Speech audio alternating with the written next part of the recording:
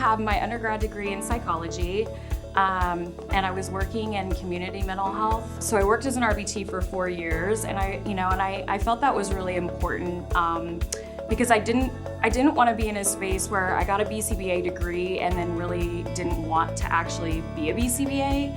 And so I waited to make sure that it was really what I wanted to do.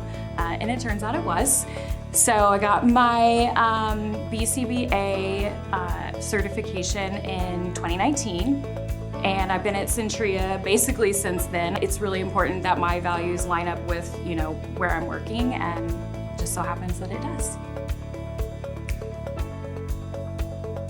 So can't have SBT without something called HRE. So happy, relaxed, and engaged. It's so important. It's actually how I posted that I got engaged because I'm obsessed. Happy, relaxed, and engaged. And it's important, right? You can't have it. You cannot run a skill-based treatment program without it.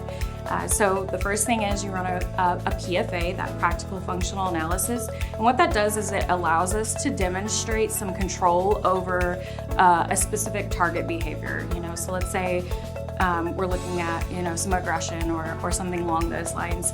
We would present things that we know reliably trigger or cause problem behavior, and then we would reinforce that problem behavior to demonstrate that we can make it turn on and then make it turn off.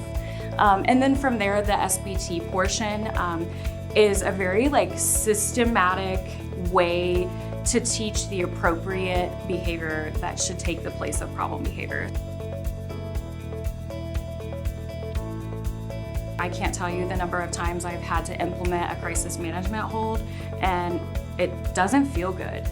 All because you asked them to imitate or you asked them to touch a picture card, right?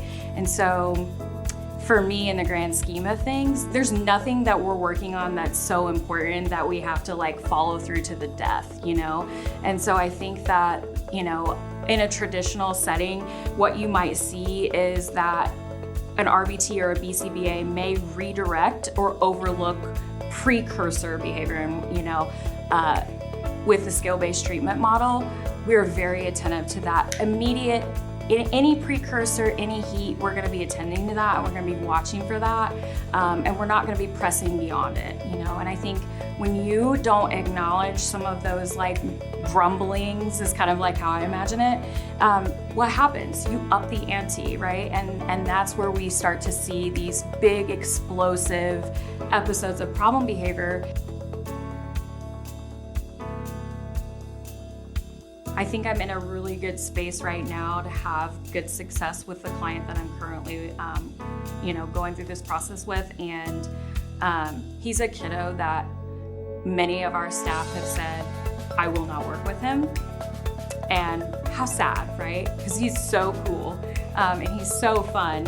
But, the problem behavior is hard.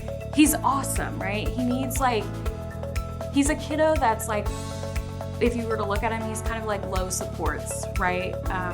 Or a client that needs a little bit less, right? He has full conversations with you, which is so cool because I have gotten a chance to get to know him, and he's a very curious mind. He's really interested in dinosaurs and why things do the things that they do and how they work. And he, sometimes he'll tell me Katelyn, I'm a dinosaur. And I'm like, yes, you are a dinosaur.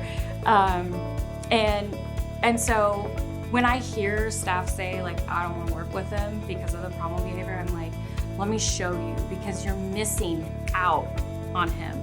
Essentially, you're missing the opportunity to connect and engage with this really cool kid, because of this problem behavior. And if we can teach him that this is a safe place, that he can trust us, right? And I think that he really does have a history of, when an adult approaches you, they're gonna probably take your stuff away. They're probably gonna make you do something you don't wanna do. They're gonna do it without warning, or, and there's gonna be no choice in the matter at all. And they're going to essentially redirect things that make you, right? And so I think we don't really have a great trusting relationship just yet.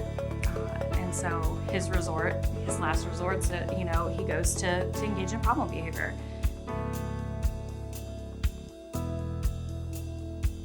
After my first round of FTF, I was like, I know everything about it. I am so well versed, I could do this with anybody, right?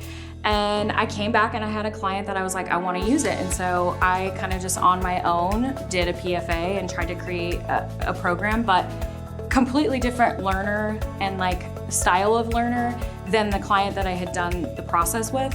And I was running into snags.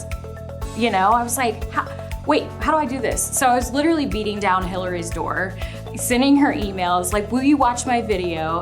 Same with Ian too. I was like, hey, can you help me take some data? Like, can you be on Zoom with me? So the support network at Centria and the LSAA has been amazing.